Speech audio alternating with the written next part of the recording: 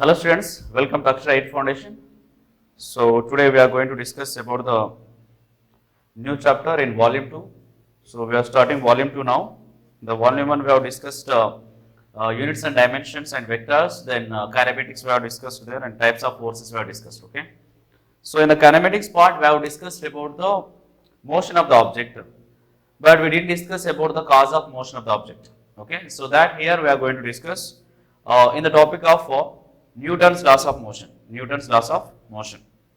So we know that the scientist Newton has discovered many theories. So in that it is laws of motion is one of them. So he given three laws about, and by using the three laws, he expressed the force, and he derived the expression of the force, and he defined the force, and he given the measurement, he given the procedure to measure the force there, okay. So now we are going to discuss about that. So we'll discuss one by one. There are three laws are explained by the Newton. So one by one we are going to discuss that three laws there. So now first one, in the synopsis one in your material it is given there, first law of Newton's first law of motion. We'll discuss that one. Newton's first law of motion. Newton's first law of motion. So Newton's first law of motion. Newton's first law of motion, or it is also called as law of inertia. Law of inertia. Law of inertia. Okay. So what the Newton first law will says? What is the Newton first law? What it is? It explains about. Okay. It explains about the force acting on the body, and it explains the cause of motion of the body there. So any body, any object has to be coming into the motion there.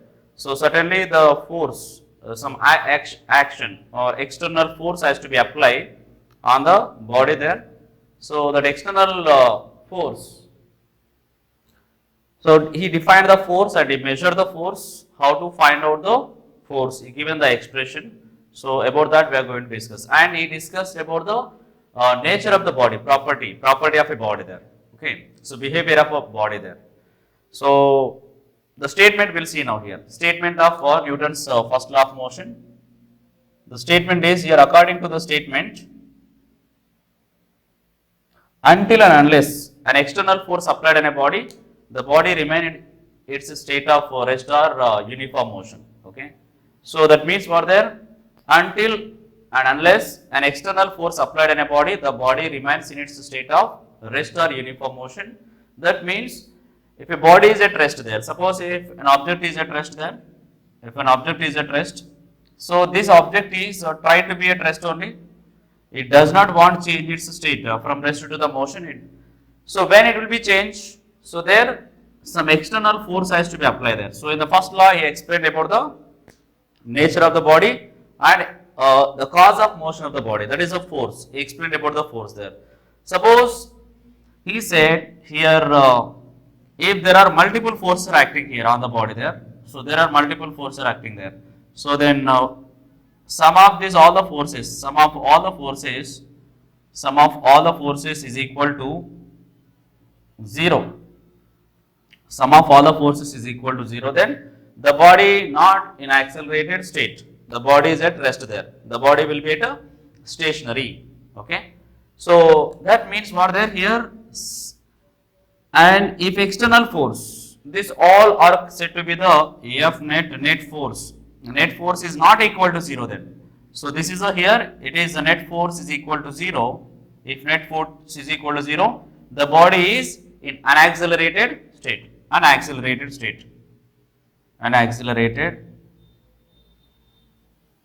condition or state, an accelerated state. Okay. So if the F net is not equal to 0, then the body will be in acceleration. The body will be in accelerated state. The body will be in accelerated state.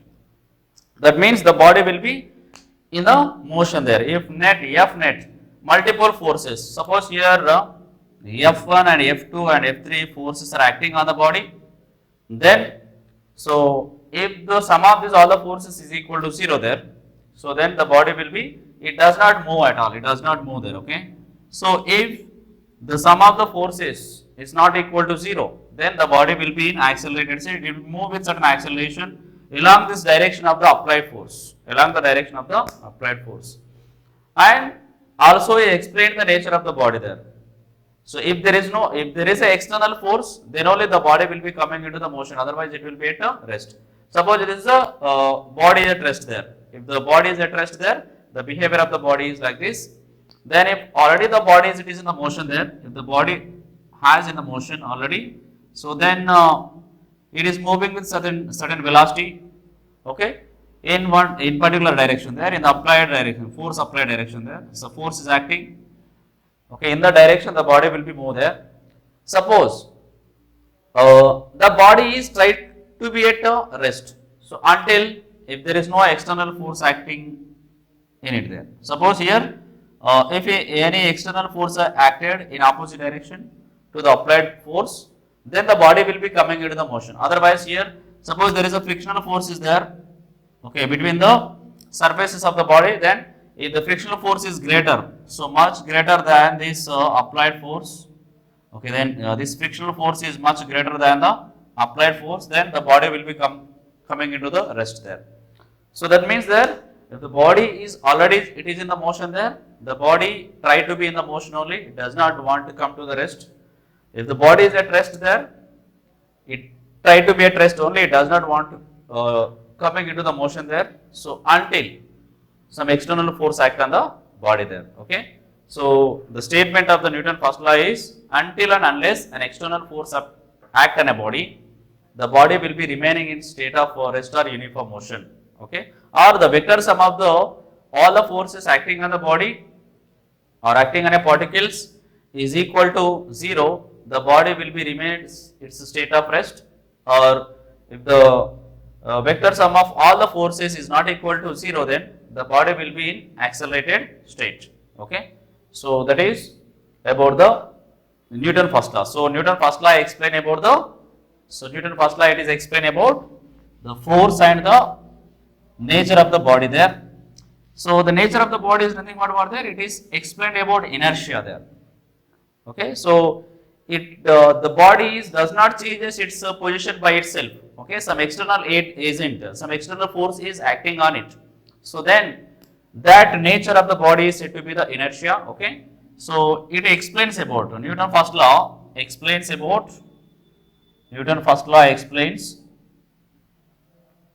the force and also inertia. So what is this inertia? Inertia is the property of a body, okay.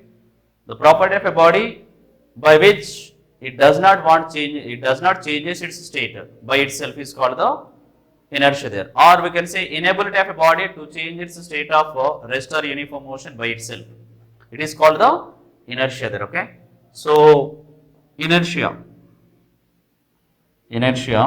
So inertia is nothing but the inability of a body there. It does not have the ability by itself to change its state there. So that is called the inertia there. So we can define it as the inability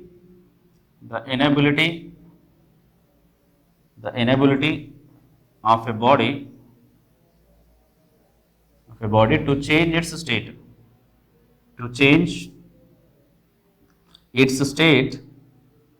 by itself,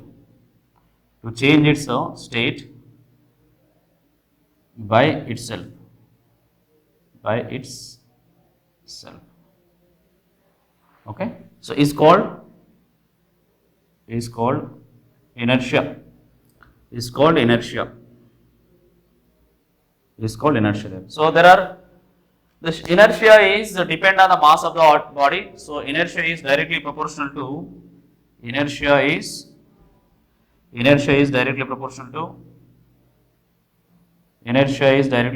the mass of the body, mass of an object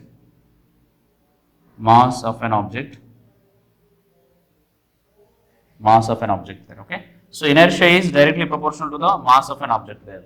So means If mass is greater, the inertia also it is greater there. Mass is lesser, inertia also lesser. So that is the reason why it is easy to move the chair than the bench. Okay.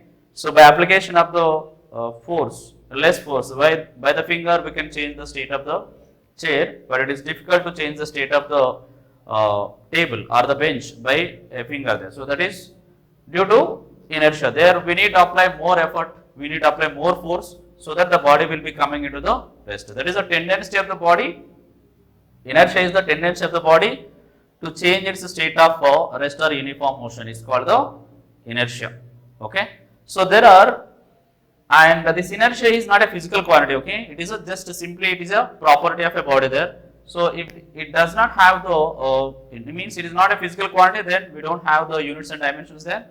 But particularly if you want to know the unit of this inertia, then we'll write the unit of mass. Okay. So therefore, the SI unit, the SI unit of inertia, the SI unit of inertia is mass, is that is kg. So mass will be measured in kgs now. So because mass is directly proportional to the inertia, so that we'll take the SI unit of mass as the unit of the inertia there. Okay. So then this is enough about the inertia. There are different types of inertia are there. So we'll discuss about them.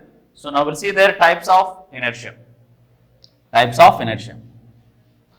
So this Newton's first law is explains about the inertia and the force. We have seen there how the force will be acted. If there is no external force, the body is remain in its state of rest or uniform motion. That is a statement of Newton's first law. Now we'll see there it explains about the inertia. The types of inertia we'll see now. Types of inertia. Types of inertia. Okay. So there are three types of inertia is there. There are, so inertia of rest, and first one, second one is inertia of motion, and third one we have the inertia of direction, inertia of direction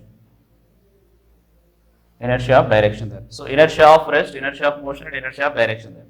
So what is inertia of rest there? So inertia of rest means same, it is the inability of a body to change its state of rest by itself. Okay. Okay, inability of a body to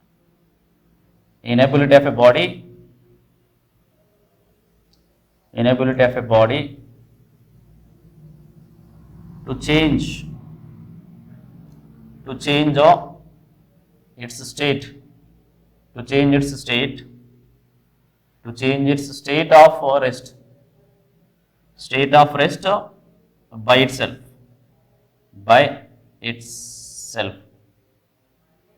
itself is called inertia of rest there. Is called inertia of rest.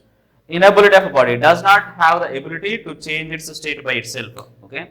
So if the body is at rest there, then the body try to be at rest only, it does not want changes its position. Suppose then that means what there is some external force, some external action has to be taken place so that the body will be coming into the motion there.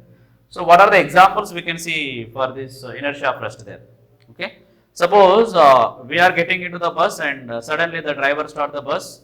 Okay, then the passengers we are all will be fall backward onto the seat there. So that is because of the inertia of rest. So because we have sat in the seats of the bus, then we will be at rest there along with the bus, but the bus has suddenly started motion. Okay, so if it is started motion, the body does not changes its state. And the consequence of that, the body will be moves backward there. It will be fall backward. Any passengers who are standing, they may fall backward there. Okay, so that is because of this inertia of rest there. So another example we can take there. If a branch of a tree has shaken, okay, then all the fruits and dry leaves will be fall on the ground. That is due to the inertia of rest there. Okay, and some of the wet leaves they does not fall on the ground because they are moving along the motion of the external force. Okay, which is applied on the force. Okay, So along with that force, the wet leaves will be move along with the force there. So along the branch, they will be in the motion there, so that they does not fall on the wet, because they are changing their direction according to the external force acting on the branch there. So other some fruits, okay, some the fruit and the dry leaves can be dropped there. They will be fall there because they does not changes their position. They does not changes their state from rest to the motion immediately, so that they will be fall down. So like we can take one more example. Uh, to remove the dust particles from the carpet, okay. So to remove the dust particle from the carpet, so what we'll do there, we will be hit the carpet by a stick there. So all the dust particle will be come out from the carpet, because all the dust particle they want to at rest on the carpet, but there is a certain force has acted there. So then because they want to rest, then they will be immediately come out from there. That is because of the inertia of rest there. Okay, they does not want to changes their position, but some of the dust particles still remains with the carpet. That is because they will be move along the direction, along the applied force there. In the direction of the applied force, they will be in the motion, so that they will be some dust particle will be still remain on the carpet there. That is due to the inertia of rest. Okay, so then these are the examples of inertia of rest we can take. The next one is inertia of motion. So when the body is it is in the motion, if the body is in the motion there, so if suddenly motion of the body has stopped there, okay, so then it does not change its position immediately there. So here also we can define it as inability of a body to change its state of motion by itself is said to be the inertia of motion. Okay, inability of a body to change its state of motion by itself is said to be the inertia of motion. And here we can take the example. Suppose a bus is moving, okay, and along with the passengers, if the driver applies the brake suddenly, then all the passengers will be fall forward. Okay, they will be fall forward because of the inertia of motion there. So suddenly if you apply the brakes, the bus will be come to the rest, but the passengers already they are in the state of motion. So they will be try to be in the motion only. They does not changes its position by the application of external force.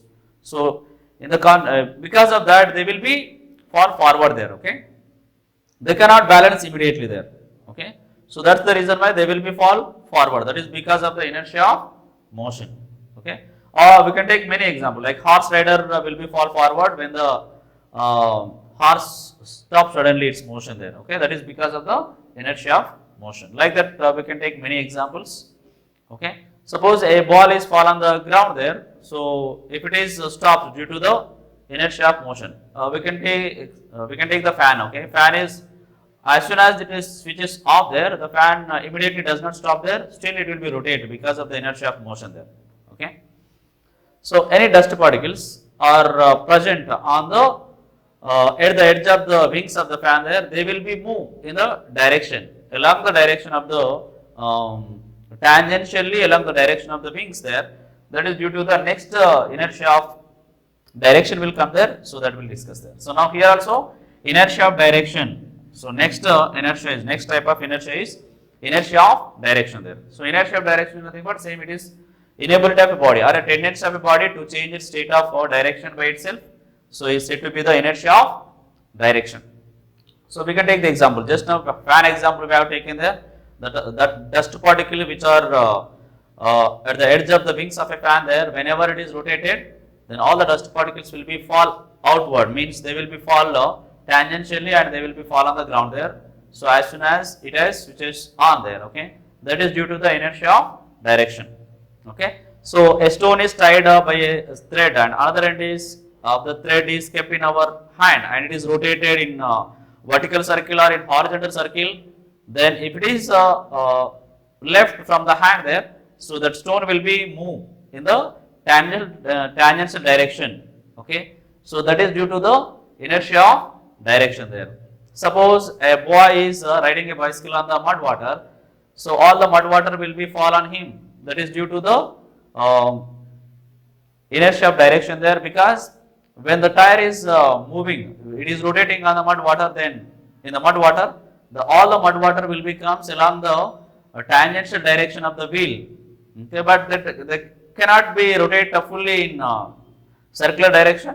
So because of that, they will be, they does not changes it their direction by themselves. No, so that is the reason why they will be fall on the rider there. So to protect that mud, okay, so for protect the rider from the mud there, they will be, the vehicles will be used as a mud gates, so that the it can be the persons, the people can be, or the riders can be protected by this falling off, they avoid the falling of mud water on the riders there. So okay, that is due to the inertia of direction, that is due to inertia of direction there. Okay, so inability of a body to change its state of direction by itself is said to be the inertia of direction. They are the examples of inertia of direction there. Understood? Okay, so now we'll see there here. Next one.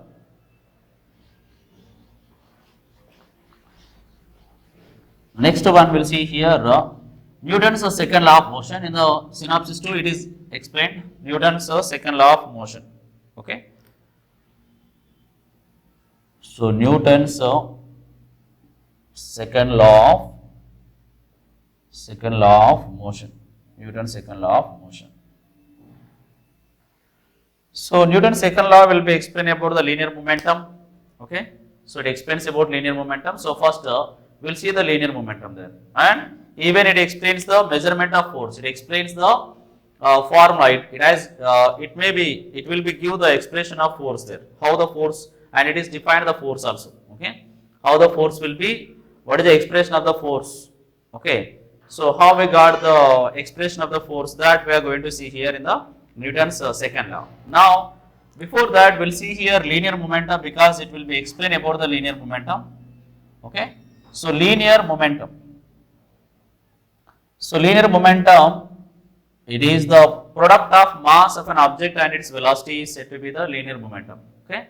So product of mass, linear momentum is denoted by the letter P, and mass is V, mass is M, and velocity will be V. So the formula of the linear momentum is M into V. Okay. So now here we can write there velocity is a vector quantity, and this velocity has multiplied by the mass. It is a scalar quantity. So then multiplication of vector by a scalar will get a vector. So this linear momentum is a vector quantity. In the vector form we can write like this. So P bar is equals to M into V bar.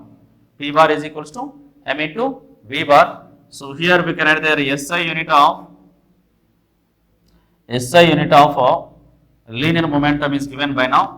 So from this formula we will get the SI unit there. From the definition we will get the formula. So the definition what I said here, it is defined as the product of mass and its velocity. Product of mass of an object and its velocity is known as linear momentum. Okay. So mass and velocity. So mass into velocity, that is the formula there. Mass into velocity will be the formula. M will be represented as a mass and V will be the velocity. And mass is SI unit of linear momentum. So that will be in terms of mass and velocity, it will be present there. Then mass will be measured, we know that it is in the kg. Okay. And velocity will be measured in meter per second. So then we'll get here kg meter per second will be the SI unit of the linear momentum. So now the CGS unit, how to write there? CGS unit of linear momentum P is, so it will be kgs. Mass will be measured in grams in CGS units, and okay, and length will be measured in centimeters, and time will be measured in seconds. Okay, so we'll write here gram centimeter per second. Gram centimeter per second will be the CGS unit, and it is a vector quantity. It is a vector quantity. It is a vector quantity. It is a vector quantity. So linear momentum is a vector quantity, because already I said there how it is a linear, how it is a vector quantity. Okay. So now here we'll see their change in momentum. Change in momentum. Suppose an object is started its journey with initial velocity u, and after traveling certain distance after certain time, then it's before going to be stopped, it will be have the final velocity like v. Then there is a change in velocity will be present. No. So in the same way here, because momentum is nothing but mass into velocity. So here the change in momentum also will present there. So suppose if an object like a ball, if I take a ball and throw onto the wall, then the ball will be returns on against me there. Okay, it will be returns at me there. So then with it will be rebounds into the same side. So that is there is a momentum mass of the body. The ball has a mass and it has thrown with certain velocity onto the wall. There is the initial momentum will be there after hitting the wall. So the same ball with the same velocity will be rebounds back. Okay. So then it will be come to us. So that is there is a final momentum. So final momentum will be present there, so that we can have the change in momentum there. Change in momentum, it can be represented by delta P, change in momentum. So change in momentum is denoted by delta P. So it is the change in momentum is nothing but difference of final momentum and initial momentum. The difference of final momentum and initial momentum is said to be the change in momentum here. So delta P can be written as here P2 minus P1. So P2 can be written as here in terms of m into v. So final velocity is v and here m into initial velocity is u here. This is a change in momentum. Or we can write here delta P is equals to m into v minus u. Okay. So change in momentum also has the same SI units and dimension formula as the linear momentum, because change in momentum also it is a momentum. So that's it will be have the same units and dimensional formula there. Okay.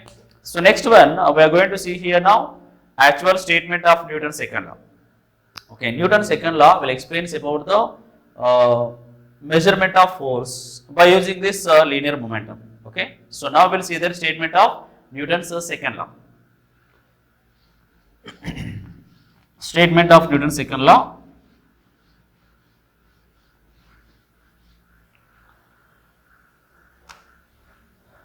Statement.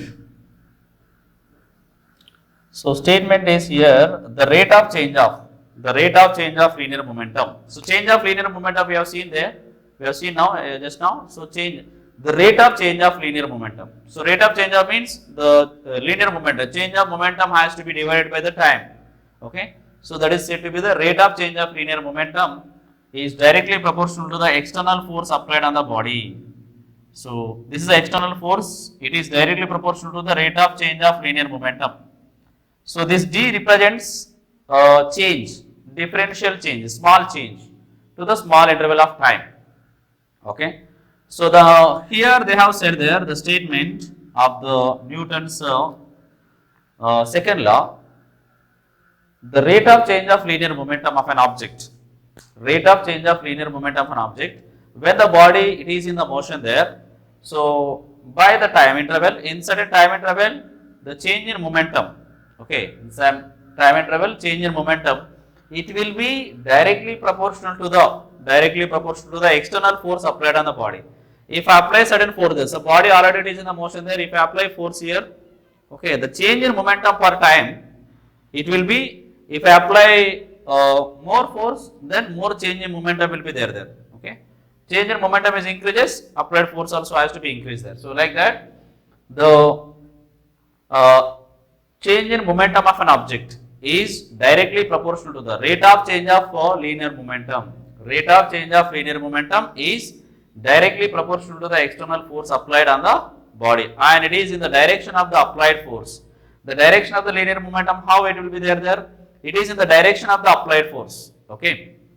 So that is said to be that is called the statement of Newton's second law. So that a whole expression, a whole statement can be remembered by using this mathematical expression of Newton's second law. This is the mathematical expression there. So F external force, this symbol alpha is the directly proportional. Directly proportional means if this quantity, so rate of change of momentum increases, force also increases there. If the force increases, rate of change of momentum also increases there. If the rate of change will be decreases, this force also will be decreases. That is the meaning of directly proportional. Okay. So then external force is directly proportional to the rate of change of linear momentum, or the rate of change of linear momentum of an object is directly proportional to the external force applied on the body, and it is in the direction of the applied force. Okay. So that is a, now from this expression, now from this expression we are going to see here the formula of the force. Okay, that is we will see like this. Suppose if we remove this proportionality, so this proportionality symbol if we remove there, we will get a constant. So that constant can be written as like this: F external is equals to K into dP by dt, dP by dt. And we have seen there linear momentum formula, what we got there, P is equals to M into V, P is equals to M into V we got. Now that substitute here in this equation there. So if you substitute there, F external is equals to K into dmv divided by dt. Okay, dmv divided by dt now. So here we know that if the body, if the mass, if an object is in motion, okay, the mass of the body does not change, only the velocity will be changed. Okay, if the body is in the motion there, if I throw in this object, mass of this does not change, no, only the velocity will be changes there. So here mass is a constant term. If the mass is constant term, we can bring it out this mass from this differentiation. So we can write here. So K into M into dV by dt we write here. So that is a external force, F external force. Okay. So now here F external force, F external can be written as here K into M into here dV by dt. So rate of change of velocity. So we know that what is the rate of change of velocity? It is a acceleration. No? In kinematics we have learned there. So rate of change of velocity is said to be the acceleration.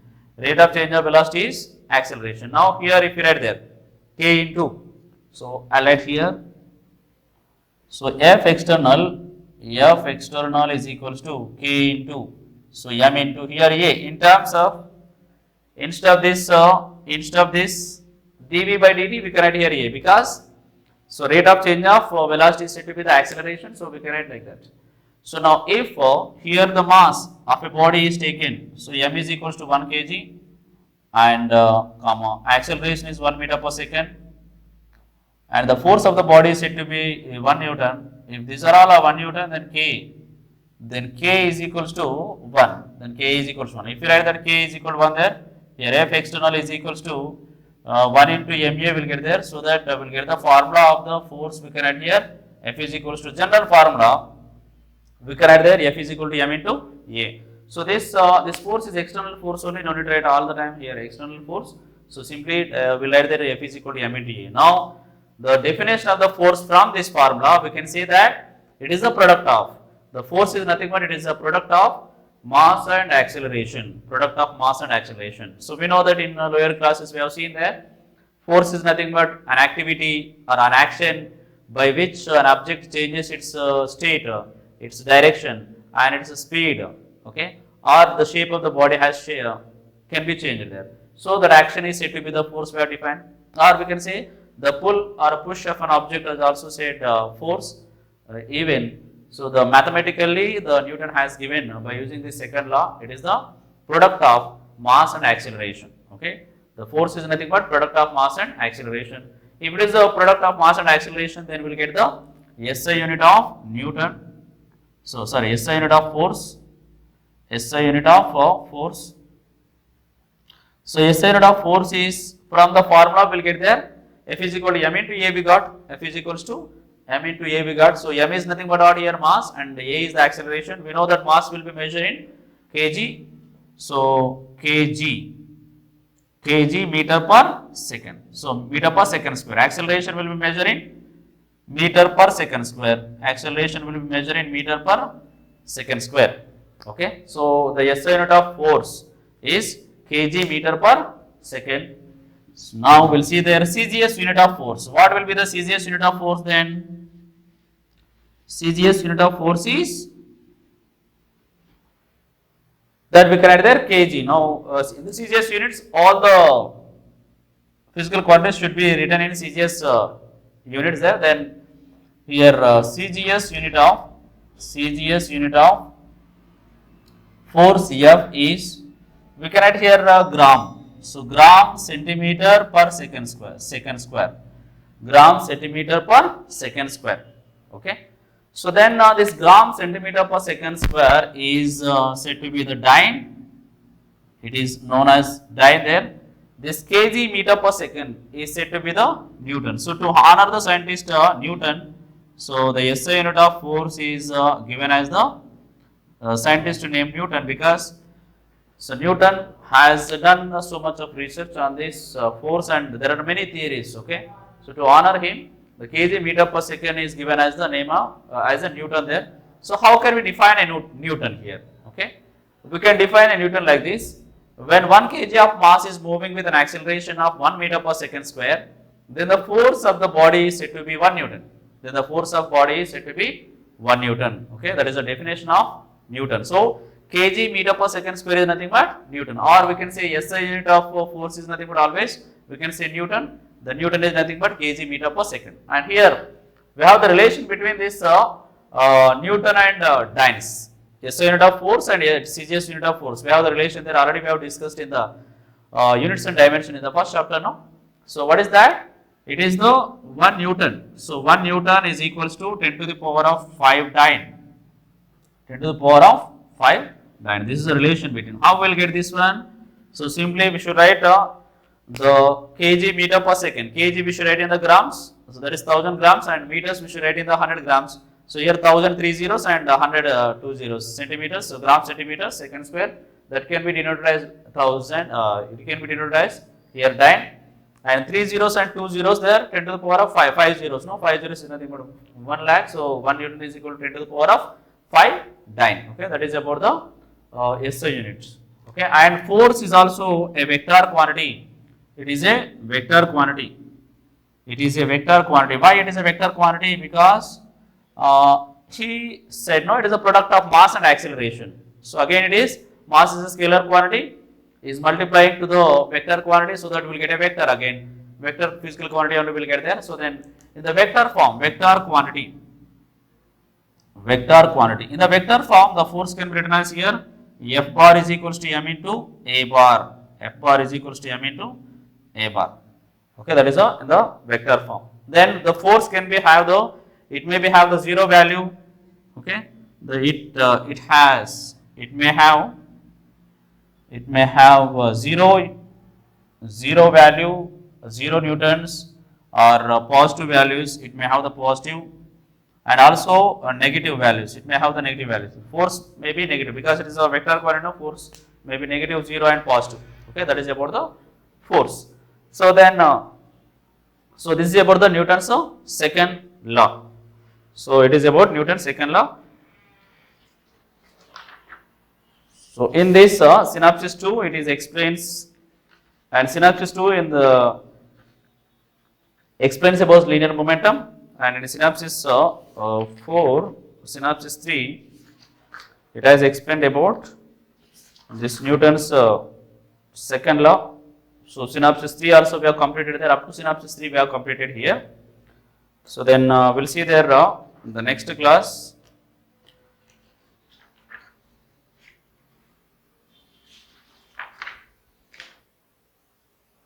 Newton's third law we'll see there. Okay, in the next class Newton's third law we'll see, and we'll discuss all the numericals from one by one. Okay.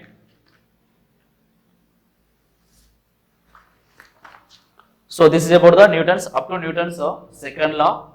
Newton first law we have discussed, and linear momentum discussed. Newton first law we have discussed in the synopsis 1, and Newton linear momentum as discussed in synopsis 2, and synopsis 3 it is Newton's second law. Okay. So Newton's second law will explains the motion of an object. Okay. So quantitatively, the Newton's second law will explain the motion of an object quantitatively, and Newton's first law explains the motion of an object qualitatively. Okay, the 2 points. We should write here a note. You keep a note and write down there. Newton's first law. Newton's first law explains the motion qualitatively,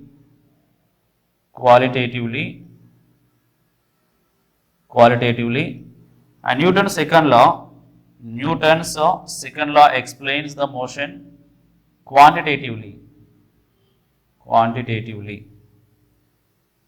quantitatively. Okay. So this is about the Newton first law and second law. The next class we are going to discuss about the Newton's third law of motion. Okay. So thank you children. Have a nice day.